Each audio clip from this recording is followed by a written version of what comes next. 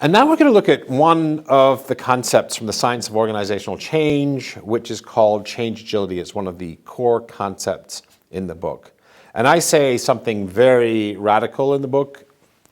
I want to put it forward. I'm going to try and justify what I say in a minute, that change management ought to be replaced by a concept called change agility. And that what we're doing when we, under the old school notion of change management, is we're putting out change fires. Whereas in a change agile organization, there would be very many fewer of those fires because the organization would be that much more responsive, that much more flexible. It would be the disruptor rather than being the disruptee in many of these disruption and innovation conversations. So we want to talk a little bit about change agility. And here's the definition I offer in the book: the ability to execute programmatic and non-programmatic business change in response to disruptive threats or strategic opportunities. So what is it? It's a very big concept, but one of the key mindsets is change is what we do always. Change readiness and our ability to change are differentiating advantages. Ideas flow dynamically, not just like a waterfall from the top down, but there's a harvesting and a harnessing of energy and ideas from the bottom of the organization. Organizations are operationally adaptable, they're strategically nimble. The whole idea of resistance to change, which occupies so much of the change literature, is proved to be an archaic concept. It's kind of a radical thing today. When we think about change today, we think about resistance to change coming from the organization. I don't think that it's necessary that organizations and individuals necessarily resist change. I think there's a kind of organization and there's a kind of individual who welcome change. Is that a mindset that we can grow, or is it something that we are born with? Is it in organizations part of their DNA? And it's one of the great things that I think Microsoft are trying to achieve right now is how do they continue to be an organization in which resistance to change isn't the kind of issue that it's proven to be in organizations historically. And each change program strengthens the business. It's worth saying a word about this. Is when I've gone into organizations, sometimes work on big change programs. I spent about a decade doing that.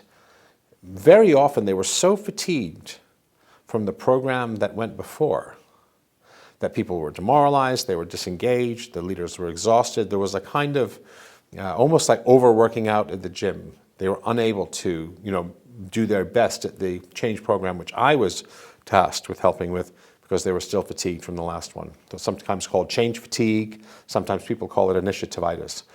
So if that's what change agility is, we need a way of diagnosing it in an organization. And one of the things that you'll find on my website and in my book is a change agility questionnaire, because I think organizations need to be able to be honest with themselves about how good we are at changing.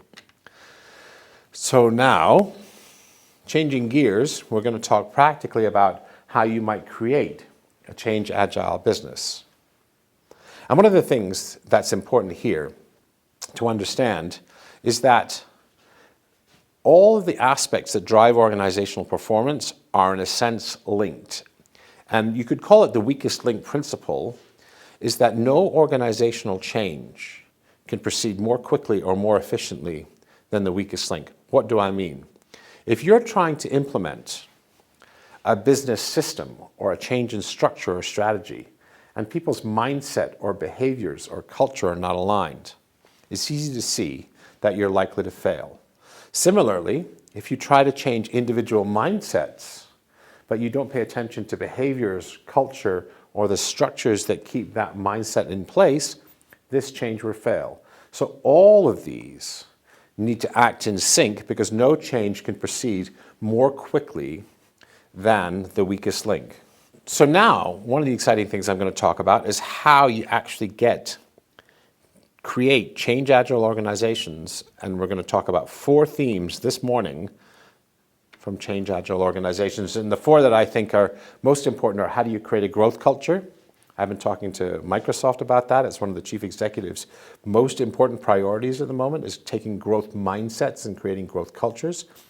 Neo-behaviorism, which is a term I've coined to describe the new human sciences, behavioral sciences, achievements in the last 15 or 20 years, which tell us how better to change behaviors in organizations. I'm going to talk about habit change, Because frequently when people don't change in organizations, we either say that they're not thinking about things correctly, or there's an emotional reaction which is preventing them from change. 21st century research says that's not the case. That frequently what inhibits change, and we should intuitively realize this from our own lives, is habits. People may want to change, they may feel the need to change, but they have habits which teach them otherwise. And we're going to talk about developing change agile leaders. So here are our 4 themes.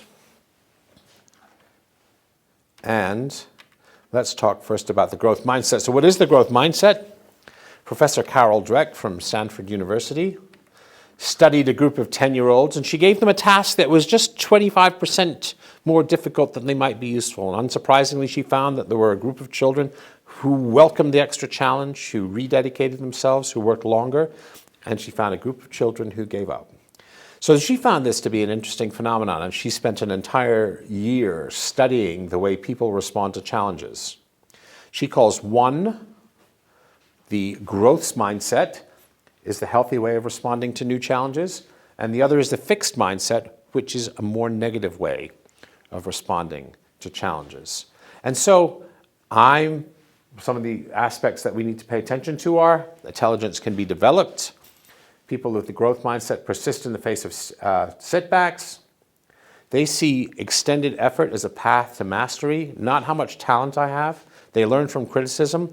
They find lessons from the success of others. So those are the key dimensions.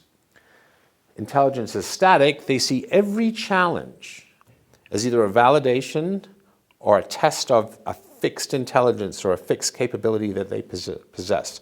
They give up easily. They see effort as more difficult, and they feel threatened by the success of others. So in organizations that we want to be agile, can we see how this is a critical faculty? So Carol Dweck goes on in her book, and we're going to talk later on about how we actually change our own mindsets.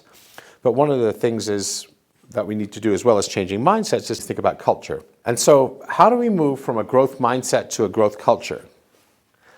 We want perseverance, rising to challenges, and creativity to be one of the things we do. If you think about the way our language is structured today, when people say, he got an A for effort, that's almost seen as derisory, yeah? And in fact, in the growth mindset, you want A's for effort, because that effort is what produces the learning, and the learning is what produces results in the future. I find this with my own children. One of the things that big mistakes that I continue to make is to praise their talent or their fixed intelligence. And what I'm doing is I'm teaching them the fixed mindset. Oh, you're super at the violin. Oh, you're very, very good at mathematics.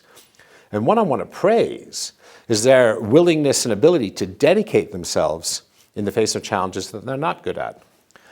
There's another, and the child rearing is always an interesting thing, is who jumps in when an employee is struggling, if you're a manager or a leader, who jumps in and helps them, or who jumps in and helps kids when they're struggling with homework. But Carol Dweck would say that the most important learning is happening in the struggle. That's when the new connections are being made in the brain. So even the way we talk about talent in organizations, the word talent implies that there's something fixed. And what we want to think about is the slope of the curve, not how someone is today, they're talented, they have the following education, the following experience, the following skills, but how those are changing over time.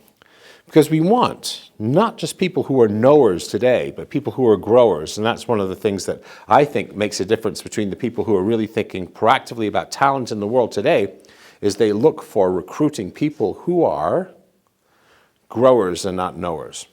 So one of the most interesting questions I get asked is, how do you actually change behaviors? I'm going to say one of the mistakes that's made over and over and over again in businesses is that people are not specific about the behaviors that they want, which are aligned with a new mindset, which are aligned with a culture, which are aligned with the strategic change that they want to produce. Let me say that again.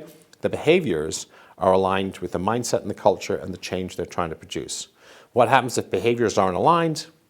Obviously, we have an increased risk of change failures. So changing behaviors is the way the game needs to be won in the 21st century. And the way that we constantly think about changing behaviors is in a two-step process. Once we change hearts and minds, and then we get behaviors to align with hearts and minds. And what research today shows is that changing hearts and minds isn't easy. Now, anyone who's tried to have an argument with someone on Facebook or on Twitter will know that this is the case. People who are ideologically entrenched actually deepen and strengthen their ideological entrenchment in response to facts. Let me say that again. Facts don't disrupt their belief system about the world. They would rather discard the facts and strengthen their resistance to facts. So influencing itself, we're learning in the 21st century, is a very difficult and complex area, and it's not always easily achievable through facts alone. But then once we've even persuaded them of the rightness of our point of view, why we should change, why a change is necessary in our organization, we need behaviors to follow suit.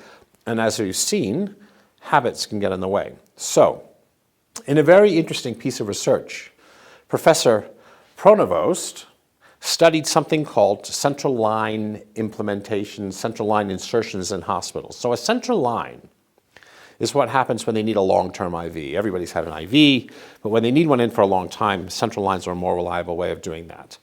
Central line infections cost hospitals hundreds of millions of dollars because if one of these bad boys gets infected, it's sometimes hospital stays of 2 weeks or a month to redress the thing. So one of the Pronovost research is we need 5 behaviors, just 5, which are going to greatly reduce the chance of central line infection. So what's interesting about this from a business person's point of view is he was so specific that none of these are rocket science. So hand washing, wearing appropriate clothing, washing the site of the infection on 2 different occasions, and appropriate monitoring of infectious risk. And so when you do that, what you find is that central line infections are reduced dramatically, and in one hospital alone, it saved them $125 million. That's in one hospital, these 5 simple behaviors saved them $125 million alone. So what do we do in organizations is that we frequently, when we're trying to get change to happen, are too vague and not prescriptive enough about what the behaviors are. We worry too much about hearts and minds and not enough about getting specific behaviors which are going to make the change happen. One of the other important pieces of research from the 21st century is how powerful checklists are. Again, this isn't rocket science, but this is the sort of thing that never exists, in my experience, on major change, major systems change, and major strategic change. People need to know what excellence looks like. And again, this is research also from the medical field, as they find that under high-pressure situations, people who have checklists of new behaviors that they need to follow through perform much more highly under stress than people who don't. And so it's why in the airline industry and in medicine particularly, they have these exhaustive lists of checklists because you don't want the brain, the mind, the thinking mind, to interfere with the behavior of going through the routine.